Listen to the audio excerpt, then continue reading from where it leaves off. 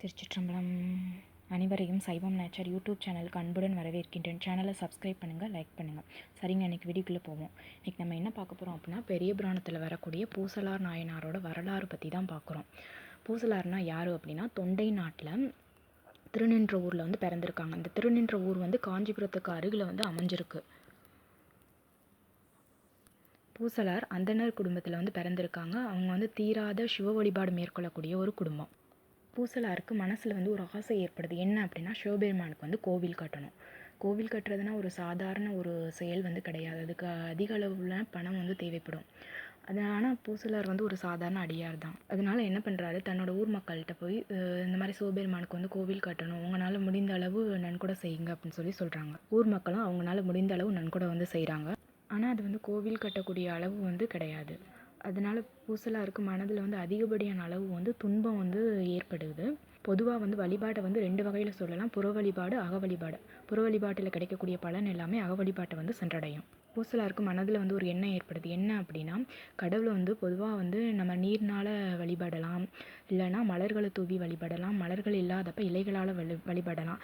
எதுவுமே இல்லாதப்ப எண்ணத்தை வந்து ஒருநிலைப்படுத்தி கூட கடவுளை வந்து வணங்க முடியும். அப்படின்னா நாம் ஏன் வந்து மனதினால கடவுளுக்கு வந்து சிவபெருமானுக்கு ஒரு கோவில் கட்டக்கூடாது ஒரு எண்ணம் வந்து ஏற்படுது. பூசலார் மனதினால சிவபெருமானுக்கு வந்து கோயில் கட்ட தொடங்குறாங்க. முதல்ல வந்து என்ன பண்ணுறாங்கன்னா, ஒவ்வொரு விக்கிரகம் அமைக்கிறாங்க. அந்த விக்கிரகத்துக்கு ஒவ்வொரு பிரகாரத்துக்கும் ஒவ்வொரு தெய்வத்தை வந்து பிரதிஷ்டை பண்ணிடுறாங்க. அதுக்கப்புறம் மதில்கள் எழுப்புறாங்க. பக்கத்தில் வந்து குளத்தை வந்து வெட்டிடுறாங்க. கோவிலோட கோபுரத்தை வந்து நிறைவு செய்கிறாங்க. ஒரு வழியில் கோவிலோட எல்லா பணியும் வந்து நிறைவடைந்துடுது. ஒரு நாள் இரவில் முழுக்க அந்த பணிகள் எல்லாமே நிறைவடைந்துடுது. மறுநாள் வந்து ஒரு குடமுழுக்கு நடத்தணும், அதுக்கு வந்து ஒரு நல்ல நாள் குறிக்கணும் அப்படின்னு சொல்லி முடிவு பண்ணி ஒரு நல்ல நாள் மறுநாள் வந்து தீர்மானிச்சுறாங்க. குடமுழுக்குனா கும்பாபிஷேகம் அப்படின்னு சொல்லி சொல்லுவோம். அதே காலகட்டத்தில் தான் காஞ்சிபுரத்தை ஆளக்கூடிய மன்னன் வந்து காடவர்கோன். அவன் வந்து சிவபெருமான் மேலே அதிகப்படியான ஈடுபாடு கொண்ட பக்தர் தான். அவர் வந்து சிவபெருமானுக்கு வந்து பிரம்மாண்டமான ஒரு கோவில் வந்து கட்டிடுறாங்க. அந்த கோவில் கும்பாபிஷேகத்துக்கும் வந்து நாள் குறிச்சுறாங்க. காடவர்கோன் கட்டின அந்த கோவிலோட கும்பாபிஷேகனாலும் பூசலார் தன்னோட மனதில் கட்டின கோவிலோட கும்பாபிஷேகனாலும் வந்து ஒரே நாளாக தான் வருது.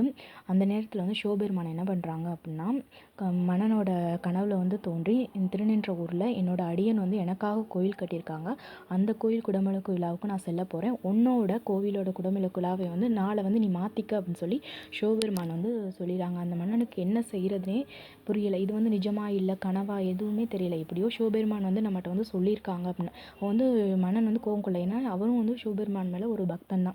அதனால் என்ன பண்ணுறாங்க, அந்த மேடதாளத்தோடு வந்து திருநின்ற ஊரை நோக்கி வந்து சொல்கிறாங்க. போகிற வழியிலெல்லாம் பார்க்குறாங்க, கோவில் வந்து எதுவுமே காணப்படலை.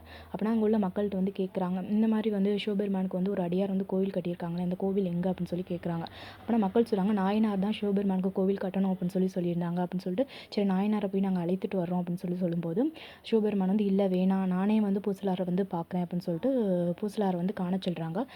இந்த பூசலாரை வந்து காணும்போது இந்த மாதிரி சிவபெருமான் வந்து நீங்கள் கோவில் கட்டியிருக்காங்க, உங்களோட கோவிலோட குடமுழுக்கு விழாவுக்கு இன்றைக்கி வர்றதாகவும் சொல்லியிருக்காங்க, கோவில் எங்கே அப்படின்னு சொல்லி கேட்கும்போது பூசலார் நாயனாருக்கு வந்து அப்படியே திகச்சு போகிறாங்க. என்ன செய்கிறதுனே சொல்ல.